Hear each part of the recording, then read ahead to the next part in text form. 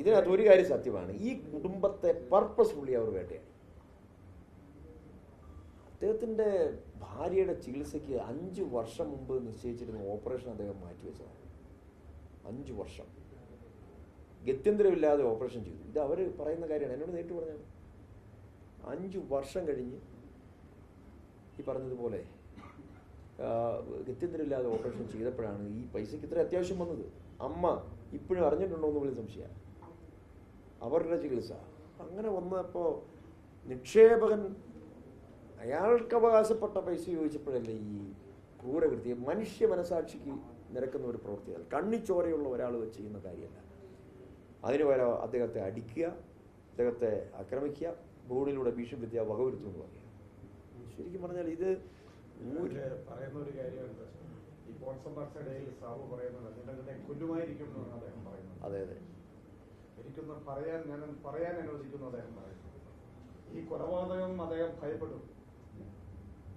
Communist പാർട്ടിയുടെ ഭീഷണിക്ക് മുമ്പിൽ കൊല ചെയ്യപ്പെട്ടേക്കുമെന്ന ഭയത്തിന്റെ പേരിലാണ് സാബു ആത്മഹത്യ.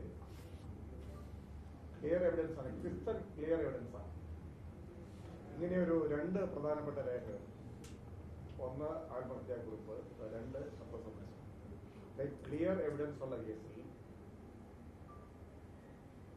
കൃത്യമായ തെളിവുകൾ ഉണ്ടായിട്ടും കേസെടുക്കാത്തത് പ്രതികളെ ബോധപൂർവം സംരക്ഷിക്കാൻ ഭരണപരമായ ഇടപെടൽ കൊണ്ട് മാത്രമാണ്.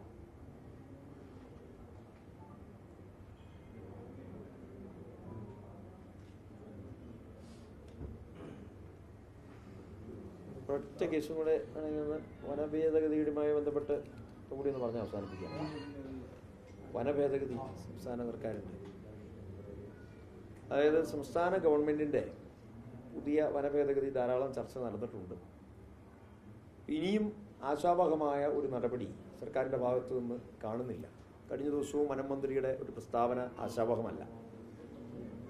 വനം വകുപ്പ് മന്ത്രിക്ക് അദ്ദേഹത്തിൻ്റെ കസേര സംരക്ഷിക്കാൻ വേണ്ടി യാതൊരു തരത്തിലും നീതീകരിക്കാൻ പറ്റാത്ത പല കാര്യങ്ങളും നമ്മൾ കാണുന്നുണ്ട്. എന്തുവാകട്ടെ, ആര് വനം വകുപ്പ് മന്ത്രി എന്നുള്ളതല്ല നമ്മുടെ വിഷയം. വനം വകുപ്പ് മന്ത്രി എന്തു ചെയ്യുന്നു എന്നുള്ളതാണ്. ഇവിടെ CPM-ന്റെ തണലിൽ ഒരു പരിചാരകനെ പോലെയാണ് വനംവകുപ്പ് മന്ത്രി ഇപ്പോൾ ആ മന്ത്രിസ്ഥാനത്ത് കെട്ടിപ്പിടിച്ച് നിൽക്കുന്നത്. അവരുടെ പാർട്ടിയുടെ നിലപാടൊക്കെ വേറെ ഏതോ തരത്തിലൊക്കെയാണ്. അപ്പോൾ CPM-ന്റെ ഔദാര്യത്തിൽ എന്തിനാണ് ഈ വനംവകുപ്പ് മന്ത്രിയെ വെക്കുന്നത്? അപ്പോഴാണ് ഈ ഗവൺമെൻറ് അധികാരത്തിൽ വന്ന നാളു മുതലേ കേരളത്തിൻ്റെ വനവിസ്തൃതി വർദ്ധിപ്പിക്കുന്നതിന് വേണ്ടി CPM നടത്തിക്കൊണ്ടിരിക്കുന്ന ഗൂഢാലോചന നമുക്ക് വ്യക്തമാണ്. ഇവിടെ ഈ കരട് പുറത്തു വരുന്നത് വനമന്ത്രിയുടെ സ്വന്തമായിട്ടുള്ള ഒരു നടപടിയല്ലല്ലോ, ഗവൺമെൻറ്റിൻ്റെ നടപടി, ഗവൺമെൻറ്റിൻ്റെ തീരുമാനമാണ്. എന്ന് വെച്ചാൽ CPM-ന്റെ തീരുമാനമാണ്. അപ്പോൾ ആ ഗൂഢാലോചനയാണ് നമുക്കിവിടെ പുറത്തു വരുന്നത്. വനംവകുപ്പ് മന്ത്രി അദ്ദേഹത്തിൻ്റെ സ്ഥാനം സംരക്ഷിക്കാൻ വേണ്ടി CPM പറയുന്നതിന് ഏറാം മൂളിയായി നിൽക്കുകയാണ്. അദ്ദേഹത്തിന് വേറെ ഒരു ജോലിയും ഇപ്പോൾ ഇല്ല, ഒരു നടപടിയും. ഏതെങ്കിലും ഒരു കാട്ടാന ആക്രമണത്തിലുള്ള മരണപ്പെട്ട കഴിഞ്ഞ ആഴ്ച കുട്ടമ്പഴി മരിച്ചു, അതായത് തൊട്ടടുത്ത ആഴ്ച തൊട്ട് മുന്നിലത്തെ ദിവസം തന്നെ നേരുമംഗലത്ത് മരിച്ചു. ഓരോ മരണം ഉണ്ടായി കഴിയുമ്പോൾ ഇനി ആവർത്തിക്കാതിരിക്കാൻ നടപടി സ്വീകരിക്കുമെന്ന് പറയുന്നല്ലാതെ ഒന്നും ചെയ്യുന്നില്ല. ഒരു നടപടിയും ഒരിടത്തും ഉണ്ടായിട്ടില്ല. നിങ്ങളൊന്ന് എടുത്തു നോക്കുക. കേരളത്തിൽ കർഷകർ വനം വകുപ്പിൻ്റെ പേരിൽ അനുഭവിക്കുന്ന ബുദ്ധിമുട്ടുകൾ, അത് ബഫർ സോണിൻ്റെ പേരിലാണെങ്കിലും ഇനി അതല്ലെങ്കിൽ പട്ടയ നടപടികൾ മരവിപ്പിച്ച വിഷയങ്ങളുടെ പേരിലാണെങ്കിലും ഈ പറയപ്പെടുന്ന എല്ലാ കാര്യങ്ങളും CHR ഉൾപ്പെടെയുള്ള വിഷയത്തിൽ, നിർമ്മാണ നിരോധനം ഉൾപ്പെടെയുള്ള എല്ലാ കാര്യത്തിലും ഈ നാട്ടിലെ ജനങ്ങളെ ഇവർ പീഡിപ്പിക്കുകയാണ്. ഇതിനെല്ലാം മുഖ്യ കാരണം എന്ന് പറയുന്നത് CPM എന്ന് പറയുന്ന പാർട്ടിയാണ്.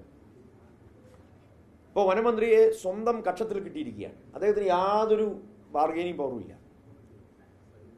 CPM പറയുന്നത് അതേപടി അനുസരിച്ചു കൊള്ളാം എന്നുള്ള ഒരു വ്യവസ്ഥയല്ലാതെ AK ശശീന്ദ്രൻ AKG സെന്ററിലും പിണറായി വിജയന് മുന്നിൽ പറഞ്ഞിട്ടില്ല. CPM-ന്റെ കരുണയിൽ മന്ത്രിസ്ഥാനത്ത് ശിഷ്ടകാലം തുടരാൻ വേണ്ടിയിട്ടാണ് അദ്ദേഹം ഇപ്പോൾ തയ്യാറെടുത്ത് നിൽക്കുന്നത്. ഇവിടെ ഇപ്പോൾ ഈ വനഭേദഗതി എന്തുകൊണ്ട് ഉറച്ച ശബ്ദത്തിൽ പിൻവലിക്കും, ഇനി അതുണ്ടാവില്ല എന്ന് പറയാൻ അവർക്ക് ഇപ്പോഴും കഴിയുന്നില്ല. വനപാലകർക്ക് കുതിരയ്ക്ക് കൊമ്പ് കൊടുത്തതുപോലെയുള്ള അധികാരങ്ങൾ കൊടുത്തുകൊണ്ട് ജനങ്ങളുടെ നേരെ കുതിര കയറാൻ ഒക്കെ വേണ്ടിയിട്ടുള്ള ഭേദഗതിയാണ് ഇവിടെ കൊണ്ടുവരാൻ ശ്രമിക്കുന്നത്. കേരള ഗവൺമെൻറ് മാത്രമാണ് ഇക്കാര്യത്തിൽ ഉത്തരവാദി എന്നുള്ളതിൽ യാതൊരു സംശയമില്ലല്ലോ. കേരള ഗവൺമെൻറ്റിൻ്റെ വനനിയമമാണ് ഭേദഗതി ചെയ്യുന്നത്. അപ്പം അതുകൊണ്ട് ഇവിടെ ആർജവമുള്ള ഒരു മന്ത്രിയാണ് വനമന്ത്രി. ഞങ്ങൾക്ക് അല്ലെങ്കിൽ കേരള ജനതയ്ക്ക് ആർജവമുള്ള ഒരു വനമന്ത്രിയെ മാത്രം മതി. CPM ഏറാൻ മൂളുന്ന ഒരാർജവമില്ലാത്ത വനമന്ത്രിയെ ആവശ്യമില്ല. CPM എല്ലാ തരത്തിലുള്ള രാഷ്ട്രീയ തീരുമാനങ്ങളും നടപ്പിലാക്കിയെടുക്കാൻ ആ മന്ത്രിസ്ഥാനത്ത് അദ്ദേഹം തുടരുന്നു. ഈ വനദീപ ഭേദഗതി ആ CPM ആസൂത്രിത ഗൂഢലക്ഷ്യമാണ്. അത് ഇടുക്കി ജില്ലയ്ക്കെതിരാണെന്ന് ഞാൻ പ്രത്യേകിച്ച് പറയേണ്ടത്. ഇടുക്കി ജില്ലയ്ക്കാണ് ഇത് ഏറ്റവും കൂടുതലെതിരെ. ഈ ജില്ലയുടെ വികസന സാധ്യതകളെ, ഈ ജില്ലയുടെ നിലനിൽപ്പിനെ എന്ന് വെച്ചാൽ ഇവിടെ നിന്ന് ആളുകൾ കുടിയൊഴിഞ്ഞു. ഇവിടെ പട്ടയം കൊടുക്കുന്നില്ല. CHR പേരിൽ പട്ടയ നടപടി നിർത്തിവെച്ചു. 93 റൂൾ അനുസരിച്ച് പട്ടയം കൊടുക്കാൻ കഴിയുന്നില്ല. 64 റൂൾ അനുസരിച്ച് ഹൈക്കോടതിയുടെ ഉത്തരവ് പ്രകാരം കഴിയുന്നില്ല. രണ്ടും ഓവർകം ചെയ്യേണ്ടത് സർക്കാരിൻ്റെ ഉത്തരവാദിത്വമായിരുന്നു. സർക്കാർ ഒരു സത്യവാങ്മൂലം പോലും കൊടുത്തിട്ടില്ല. സുപ്രീം കോടതിയിലും കൊടുത്തിട്ടില്ല, ഹൈക്കോടതിയിലും കൊടുത്തിട്ടില്ല. അപ്പോൾ എല്ലാ പട്ടയ നടപടിയും മരവിച്ചു. ഇടുക്കി ജില്ലയ്ക്കെതിരായിട്ടുള്ള ഏറ്റവും വലിയ തീരുമാനം. അതോടൊപ്പം തന്നെ ഈ തീരുമാനം കൂടി വരിക വഴിയായി ജനങ്ങൾ എങ്ങനെയെങ്കിലും ഈ നാട് വിട്ട് ഓടുന്ന ഒരു സ്ഥിതിയാണ്. അതുകൊണ്ട് CPM ആജ്ഞാനുവർത്തിയായി നിന്നുകൊണ്ട് ഇവിടെ ഈ അന്യായമായ നിയമം അടിച്ചേൽപ്പിച്ച് ജനങ്ങളെ പീഡിപ്പിക്കുന്ന വനംവകുപ്പ് മന്ത്രി ആ സ്ഥാനത്ത് തുടരേണ്ടതില്ല എന്നുകൂടി ഞാൻ ഈ ഘട്ടത്തിൽ കൂട്ടിച്ചേർക്കുകയാണ്.